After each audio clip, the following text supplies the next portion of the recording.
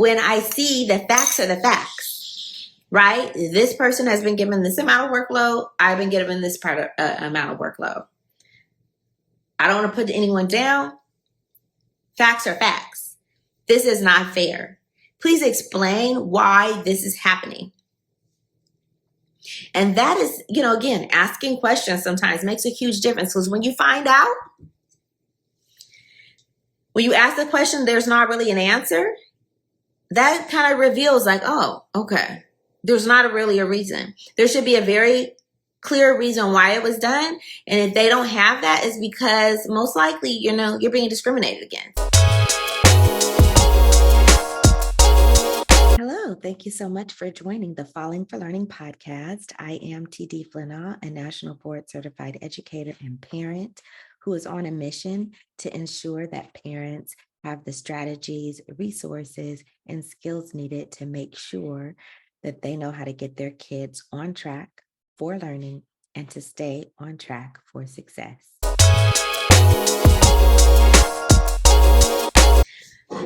Here I got my tea.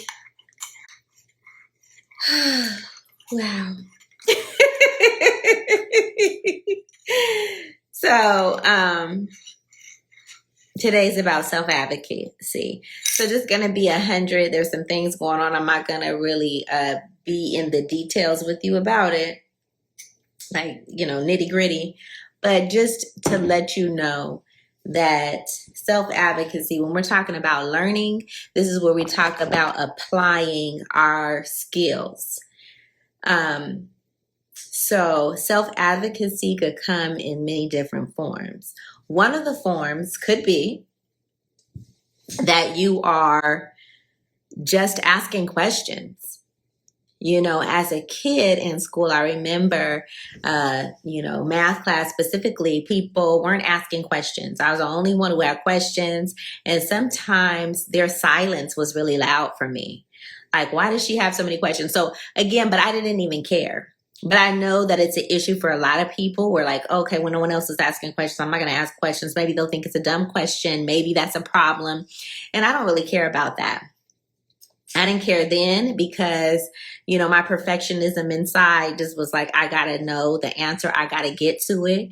But this is what you really need. Like, this is the reason that you learn how to read, write, do math, all this, because you can advocate for yourself, right? You could advocate for your community. And one of them is just asking questions, because sometimes when you get asked questions, you find out information that is key in moving you forward.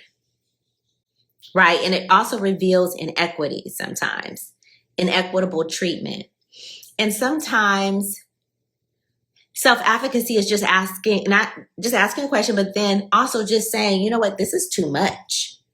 This is too much for me. And I feel like it is, I'm not able to do it. This is an untenable situation. So sometimes that's the self-advocacy.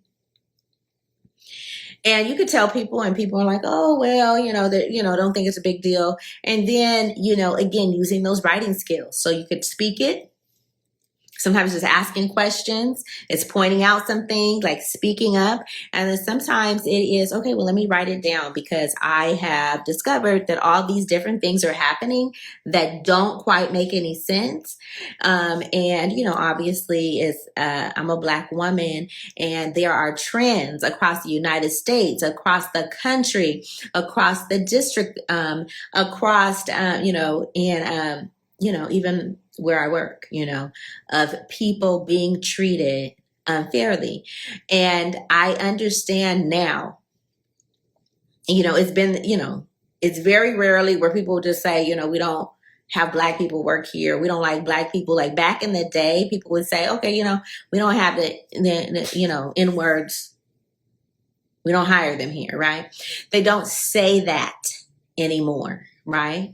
And a lot of times the people who are in the leadership positions don't even know that the people that that are working for them are discriminating, are creating systems, are using favoritism. They don't know. And so you have to put things in writing and to let people know, like, no, there's a system here. You may specifically not be as a leader may not be the person who is causing this to be this way or green lighting it, but you have green lit people that you trust. But then when you look at what they've done, the pattern is there where it is consistently, problematic because it is targeting people, it's overloading people, it's treating people in a certain way. And then when you see that those people happen to look a certain way, that that's in common. Those people are kind of getting run out or pushed out. Then it's a systematic problem in that particular place. And again, I am very clear that a lot of times the leader doesn't know that. The leader does not know that the people that are in certain positions, right, because they have to delegate, are the ones that are setting a system in place that puts the place that they're in charge of in a negative light. So, and that's really tricky because it's very easy if someone is being rude to you or being disrespectful to you and you're like, wait a minute, very easy for you to speak up, put in a report, file formal grievances and all that. But when you're in the situation where people are kind of nice and friendly, then you have to really think about, am I going to turn on someone's bad side or whatever? But the truth is that self-preservation is number one.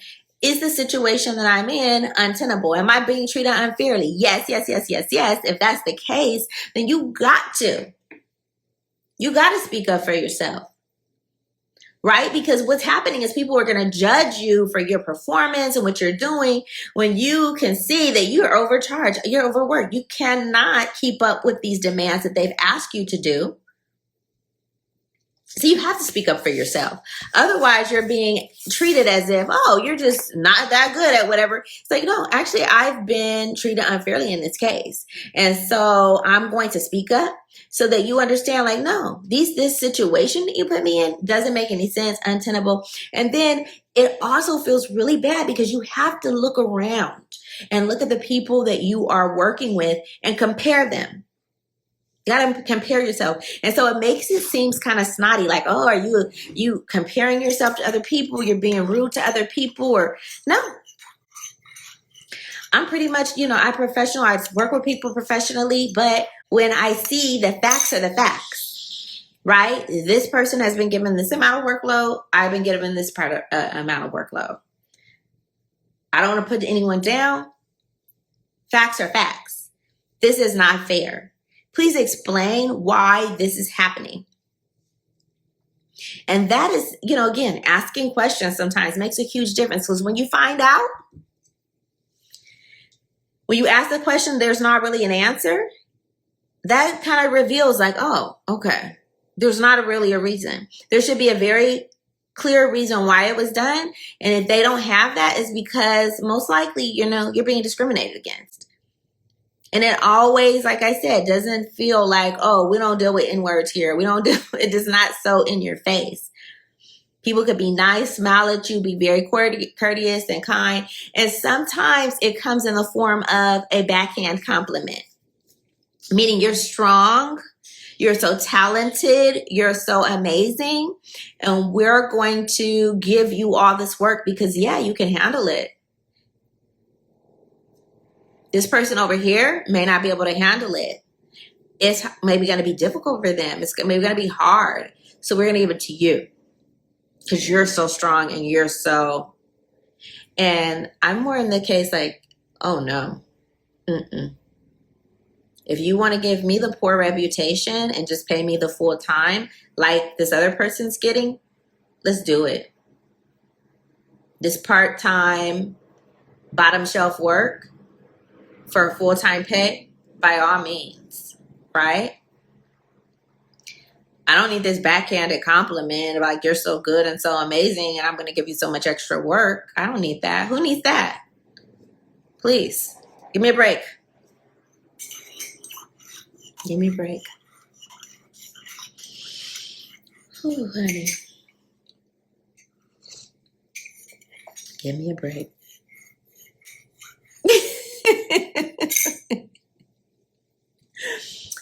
very difficult when you find yourself being treated nicely, but at the same time being given a nasty load, given overworked, and you gotta let them know, baby, no, ma'am. It's not funny though. I can't say it's funny, but sometimes you laugh because it's like, what you gonna do, cry? And sometimes I would say yes, sometimes cry, because guess what? Some people are over there crying and they're feeling sympathy for them. And some of us just have learned, okay, I'm just gonna suck it up. No, I'm not. No, ma'am. So I'm just drinking my tea this evening, reflecting on self-care. Self-care is self-advocacy, speaking up for yourself. Again, comes in many forms. You got to write that letter, if you got to just say it verbally, and sometimes asking questions. Sometimes people give you things to do. You don't even know how it's supposed to happen. Ask them, how is this supposed to happen? Because it's not clear to me. Not clear to me how you want this to be done, when this is supposed to be done, how it's supposed to be done. I'd like to know. Because, a lot of times people delegate tasks. They don't know how long it takes. They don't know what it takes. What are the steps that are included in it?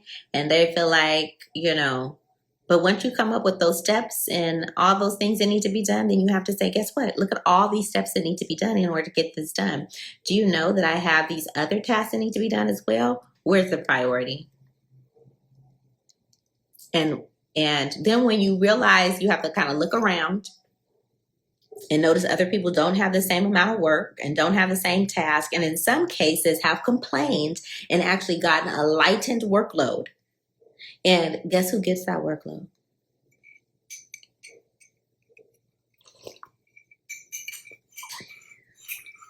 You getting the workload. Just to be clear, you the one getting the workload. So you got to speak up for yourself. They've spoken up for themselves. And so you got to speak up for yours. And a lot of times the people who don't speak up for themselves, I had a colleague who was telling me that she was raised, not to snitch on people, and maybe. Hello, parents and caregivers. Join us every Wednesday for our Well-Educated Wednesdays on Instagram Live from 5:30 to 6 o'clock. We will be getting your questions answered about how to get kids on track for learning and to stay on track for success. It's free, and you can ask any question that you would like. We're here to serve you and to make sure that you have the tools and strategies needed to make sure your kids are a success. And you can make sure that next generation is on a path to greatness. Maybe that's part of some of the hesitancy or whatever, but I tend not to do the really formal complaints, like let me bring in the EEOC on you, let me bring in your supervisor, your supervisor, because I feel like most of the time I have a positive relationship with people. But again, you always have to just look yourself in the mirror and be like, no, if I'm going to be uncomfortable, you got to be uncomfortable too. Right? It's just not about me being uncomfortable. You got to be uncomfortable too. You have put me in a situation that is hard to handle, hard to deal with, that is affecting my family, that's affecting my health, that is affecting my peace. And so we got to talk about it. Just brushing it aside. And, I really look at numbers. Look at the numbers. Does it make sense? Do you have a huge number larger than somebody else of something? If you do, okay, that's inequity. And if it's not, explain why it's not. And if you don't have the words for it, it's probably because it is.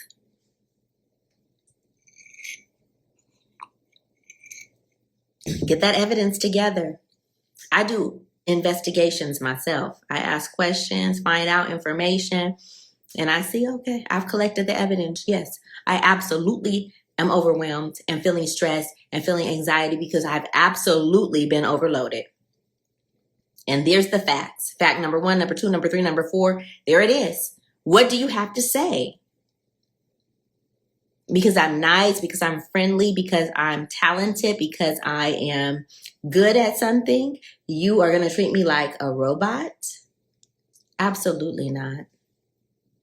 Absolutely not. You're not treating me like a robot. Mm-mm. And you know what? Like I said, I put on my Instagram post yesterday, for my ancestors, I am not going to suffer in silence. I am not going to have people, loading me up with extra work because somebody else is fragile. And that's what a lot of times it comes down to. You're strong, they're fragile, we're going to give you extra work. No, ma'am. No. In my case, I have some skills to help build capacity, but I'm not going to be anyone's robot. And you have to say that nicely. You have to say it professionally. You have to give them the statistics and the information to let them know it's not okay. And I definitely see a pattern, not just with myself, with other people. But I'm going to talk about myself first and point out all those ways. And then if I need to bring up other people, I will. If I need to report when nothing is done to support me, then I will. But I don't want to. That's not how I want to start. I just I need, supervisors to know that sometimes the negative attitudes or whatever are more like just underground. Maybe they don't have a negative attitude, but they are, for whatever reason, treating people and supporting other people and like loading up other people. And they think it's okay. It's really not. But if you've had this issue, this is falling in love with learning, falling for learning, the Well-Educated Wednesdays. And to be well-educated is to be able to have the skills and capacity to speak up for yourself. And to know how to do it in a professional way, to know how to do it in a way that makes people pay attention, to gather the evidence and the information to show that this is actually happening, that this doesn't just happen for some people. And a lot of people like to say, oh, it's not because you're Black, or it's not because it's not on purpose. It doesn't matter if it's on purpose or not.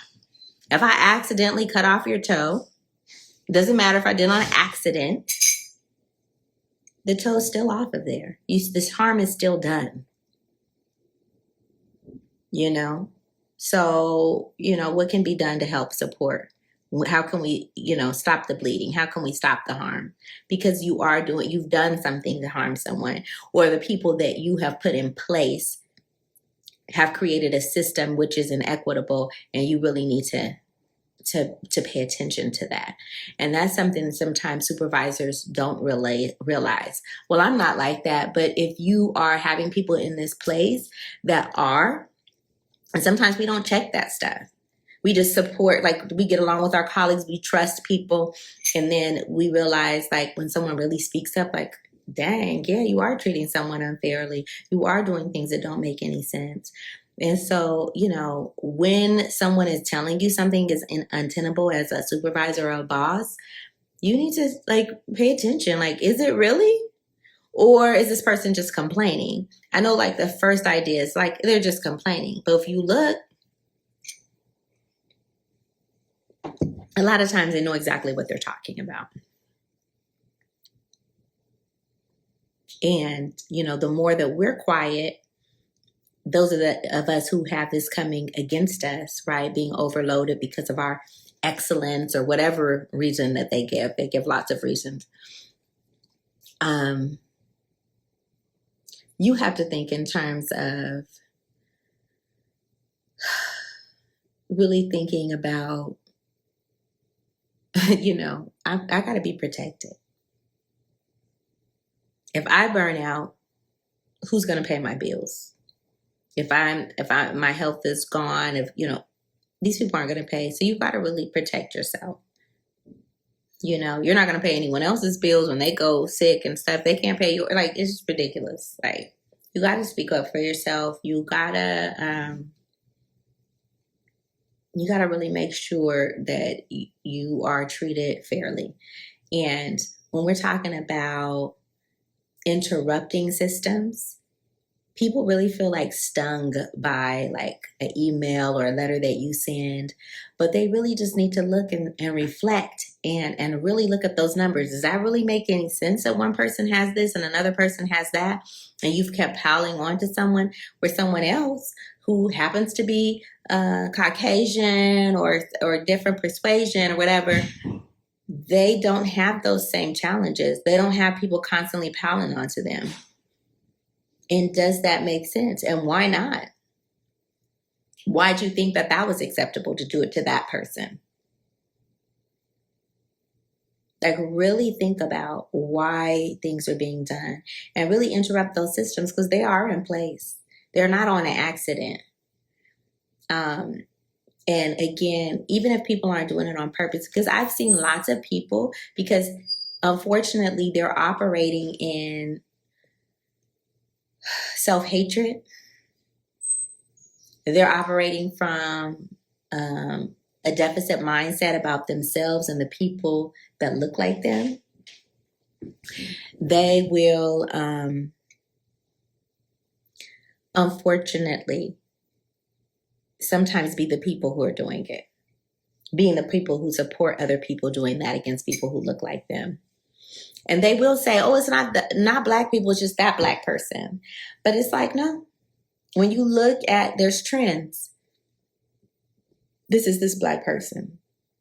And sometimes if you actually like do a self-reflection and see like, okay, am I doing this? And you'll find a lot of times you are.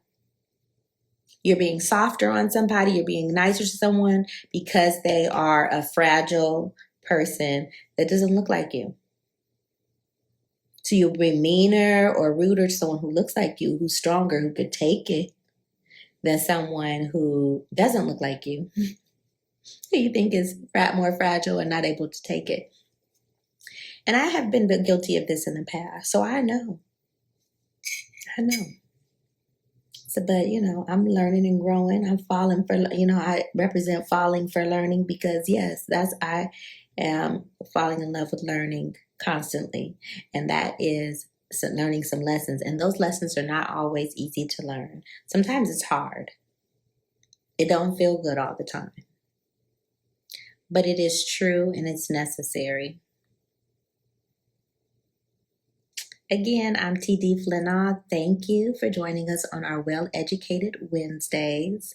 This was so important for you guys to hear and to know. And, I'm going to drink my tea. I'm going to do my self-care. I'm going to still be working on my book. I'm still going to be doing my podcast. I'm going to keep on keeping on despite people trying to pile on me. And that's the last thing I'm going to say. Sometimes when you are going for your goals and people think, oh, you're so amazing, whatever it is, they think, these backhanded compliments, whatever it is.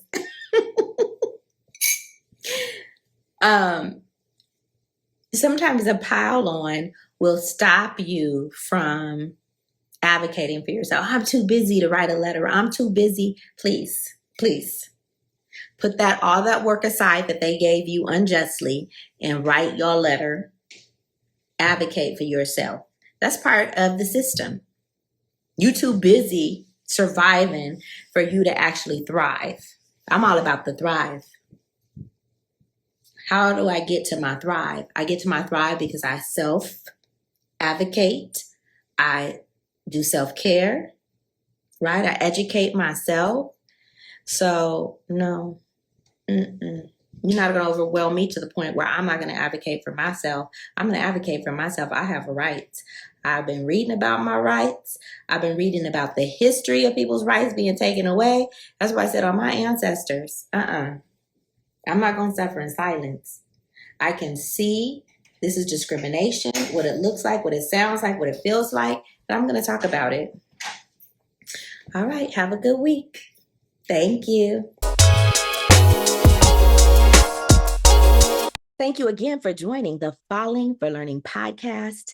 I am TD Flenaugh. We drop new episodes every Saturday at 5 p.m. Join us on YouTube at youtube.com/@fall4learning. youtube.com/fall4learning. You can also catch us on Spotify, Apple Podcasts, all the major podcast platforms.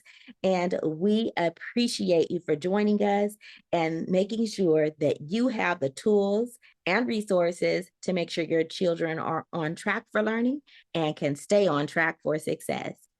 Have a great week. Thanks again.